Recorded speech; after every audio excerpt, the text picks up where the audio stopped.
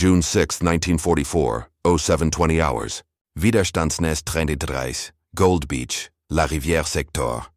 Lieutenant Hans-Ulrich Schmidt, a 28-year-old veteran of the Russian front, braced as another naval shell screamed overhead, impacting harmlessly 100 meters behind his position. His concrete casemate, part of the Atlantic Wall, was a masterpiece of German engineering. It was 3.5 meters thick, sunk into the bluff, and gave his 7.5-centimeter PaK-40 anti-tank gun a perfect pre-sighted field of fire over the beach obstacles below. He felt a grim professional confidence. He was a soldier of the 716th Infantry Division, and his gun crew was elite. In his mind, he pictured the Allied tanks he had studied in recognition manuals, the American M4 Sherman. His men had a grim joke about it, a nickname they'd learned from the Panzer Grenadiers. Ronson, after the popular lighter. It lights up the first time, every time. He thought of the letters from his brother, an engineer at the Henschel factory, who described the new Königstiger, a 70-ton colossus of sloped steel. The German mind built Predators, Steel Knights. The Allies, they believed, built tin cans. The naval bombardment reached a deafening crescendo, then suddenly stopped. A terrifying, unnatural silence fell, broken only by the churn of the sea and the distant drone of landing craft. "They are coming," his sergeant whispered. Schmidt put his binoculars to the firing slit. He saw the first wave of Higgins boats. He saw men struggling in the surf. This was the plan. This was the Feuereröffnung. He was ready, but then through the smoke and mist he saw something else, something impossible, something that was not in any recognition manual. It was a tank, but it was crawling through the surf, its turret high above a canvas wall. Moments later, another tank emerged, this one with what looked like a giant rotating drum of chains on its front. It was lurching forward deliberately into his minefield, and the ground in front of it was exploding. The laughter of the engineers in Berlin, the confident jokes about Ronsons, died in his throat, replaced by a cold, sudden, and illogical dread. For the Allies, the Atlantic Wall was the single greatest tactical problem of the 20th century. It was not a single wall, but a deep multi-layered defensive system designed to annihilate an invasion force precisely at its most vulnerable moment. On the beaches, Field Marshal Erwin Rommel had fanatically reinforced it. The system began miles offshore with naval mines. It continued in the tidal flat with Rommel's asparagus, angled wooden poles topped with mines, Belgian gates and massive steel barricades, and hedgehogs, crossed steel rails, all designed to impale and destroy landing craft. The beach itself was a killing zone, saturated with teller mines. Above the high tide line, a massive seawall, often wired and booby-trapped, blocked any vehicular exit, and behind it all, nestled in the dunes and cliffs, was a chain of interlocking concrete bunkers, the Widerstandsnesten, housing machine guns, mortars, and anti-tank cannons like Lieutenant Schmidt's. Their fire was pre-sighted to cross in a deadly web, ensuring no man could cross the 300 yards of open sand. The Allied planners knew that infantry alone would be massacred. They needed armor, and they needed it immediately. But a standard tank was useless. It would be swamped in the surf, blown up by a mine, or stopped cold by the seawall. And even if it got past all that, its cannon was designed for tank-on-tank duels, not for destroying a 3-meter-thick concrete bunker. They didn't just need a tank. They needed a toolbox. This problem fell to one of the most brilliant and eccentric minds in the British Army, Major General Percy Hobart. A disgraced and forcibly retired armor pioneer, he was brought back by Winston Churchill, who recognized his abrasive, unconventional genius. Hobart was given command of the 79th Armored Division, and a simple secret brief: invent, build, and train crews for a new family of specialized armor that could solve every single problem the Atlantic Wall presented. The result was a menagerie of bizarre, terrifyingly effective machines known as Hobart's Funnies. For Sergeant Tom Hadley, a 22-year-old from Coventry, the war was about to become very loud. He was the driver of a Sherman Crab, a standard M4 tank modified with a large rotating hydraulic drum on its front, to which 43 heavy-duty steel chains were attached. His job was not to fight, but to drive in a straight, unwavering line, directly into a German minefield, while spinning that drum at 140 RPM. Each chain, or flail, would slam into the ground with enough force to detonate any mine in its path. He sat in the driver's seat of his LCT, the smell of diesel and the sea filling his compartment. He was terrified. He was completely blind. Once the flail started, the noise would be deafening. A catastrophic rhythmic roar that drowned out even artillery. His periscope would be instantly obscured by a blinding cloud of dust, smoke, and pulverized earth. He would be steering by compass and by the desperate, shouted corrections of his commander in the turret. His mission was to clear a 10-foot-wide path, the carpet, for the infantry and other tanks. If he veered, he would leave a mine for the man behind him. If his flail missed a mine, his own track would find it. If he stopped, he was a 30-ton stationary target for every POC-40 on the bluff. He was the tip of the spear, the canary in the coal mine, and the entire invasion of Gold Beach depended on him and a few dozen other flailers like him. Further back, in another LCT, the crew of a Churchill AVRE, Armored Vehicle Royal Engineers, checked their primary weapon. It was not a high-velocity cannon. It was a 290mm spigot mortar, nicknamed the Flying Dustbin.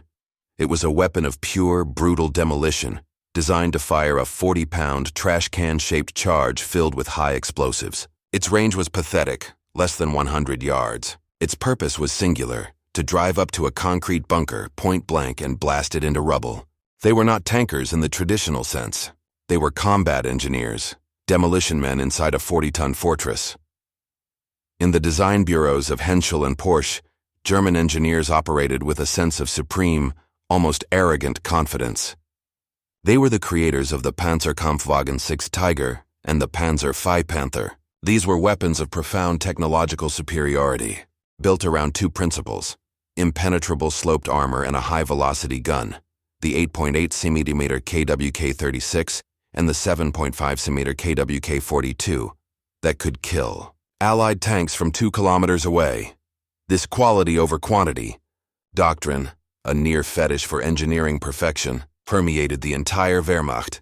German tankers and engineers viewed the American M4 Sherman with open contempt. It was a mass-produced item, a product of crass commercialism, not warrior-like craftsmanship. They mocked its thin vertical armor, its underpowered 75mm gun, and its gasoline engine that had a terrifying tendency to ignite when hit. The Ronson nickname was not just a joke. It was a core tenet of their battlefield philosophy. They were knights in their steel castles. The Allies were peasants in their flammable tin cans. This arrogance defined their defensive strategy for the Atlantic Wall.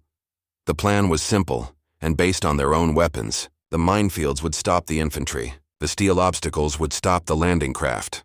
The seawall would stop the tanks. And the POC-40s and pre-sighted 88s, guns designed to kill tigers, would methodically pick apart the handful of Shermans that, by some miracle, made it to the beach. The German plan was a rigid, perfect, and deeply arrogant calculation, and it had one fatal, catastrophic flaw.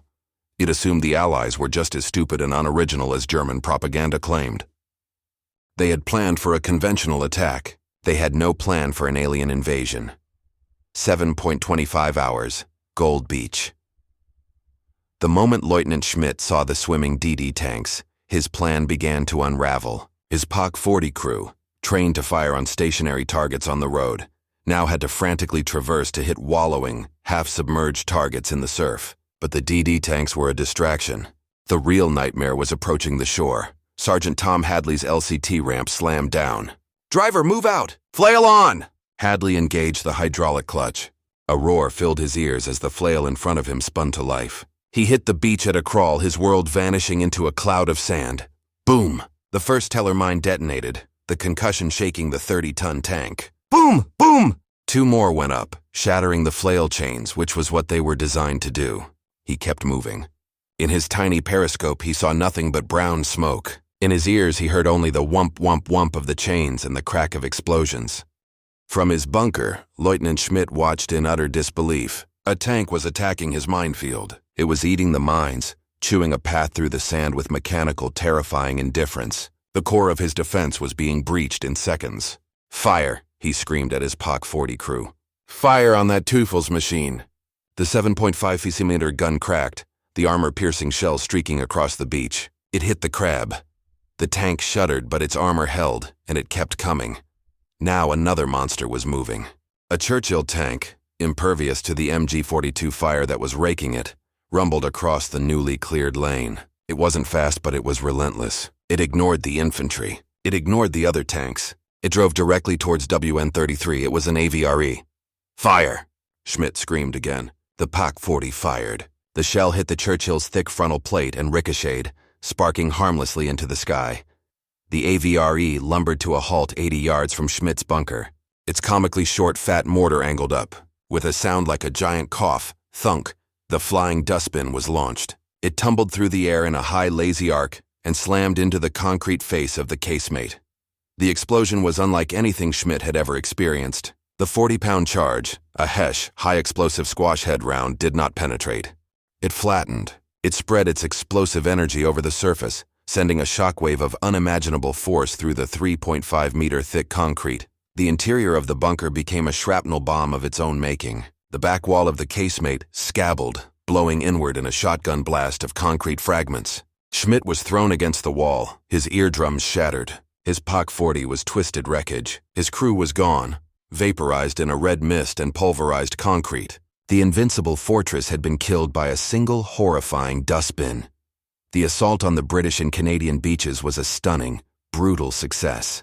The sequential attack of Hobart's Funnies worked exactly as planned. The DD tanks provided initial fire. The crabs flailed paths through the mines. The Avers shattered the concrete strongpoints. And for the most stubborn positions, the Churchill crocodiles arrived. These tanks unleashed a 180-meter-long jet of liquid fire, incinerating German crews who refused to surrender. The German 716th Division, facing this mechanized terror, simply disintegrated. The path inland was open within hours. The most horrific and unexpected proof of the Funnies' success came from what happened where they were not used. Omaha Beach. The American command, particularly General Omar Bradley, had been skeptical of Hobart's bizarre contraptions. They found them too complex, too specialized, and too British. They rejected the offer of the 79th Armoured Division, opting to rely on their own DD tanks, most of which sank in the rough seas, and conventional tank destroyers. The result was a catastrophe. On Omaha, the GIs of the 1st and 29th Divisions faced the exact same problems as the British: mines, seawalls, and concrete bunkers. But they had no crabs to clear the mines. They had no AVREs to blast the bunkers. They had only their bodies, their rifles, and their bazookas. They were pinned down on the tidal flat, in the exact killing zone the Germans had planned, and were systematically slaughtered for hours. The laughter of the German engineers was validated on Omaha. But the horror of Hobart's Funnies and their absence turned Omaha into a charnel house. The American control group proved in blood that the Funnies were the single most important technological factor in the success of D-Day. The psychological shock to the German defenders on Gold, Juno, and Sword was total. Their entire worldview, built on German engineering superiority, was shattered in the first 30 minutes of the invasion. The Ronson was no longer a joke. It was now a mechanical hydra, a multi-headed beast that could swim, clear mines, and breathe fire. The laughter of the engineers was replaced by the screams of men being burned alive by the crocodile, a weapon so terrifying that its mere appearance would later cause entire SS garrisons to surrender. The arrogance of the panzer crews, who prided themselves on their long-range dueling prowess, was rendered irrelevant. The AVRE didn't want a duel. It wanted to drive up to your house, knock on the door, and detonate a 40-pound charge that turned your skeleton to dust. This was a new kind of war. It wasn't a war of quality versus quantity. It was a war of adaptability. The Germans had built a perfect key, the Tiger, for a lock that didn't exist, a long-range tank duel on the steppes. The Allies had built a whole ring of skeleton keys, ugly, specialized, and single-purpose, designed to pick the exact lock the Germans had built on the Atlantic Wall. The psychological effect was one of utter intellectual and mechanical defeat. The 79th Armoured Division, Percy Hobart's zoo, was the unsung hero of the Battle of Normandy. They saved tens of thousands of lives. They were kept together as a specialist unit and deployed at every major obstacle the Allies faced, from the crossing of the Seine to the breaching of the Siegfried Line.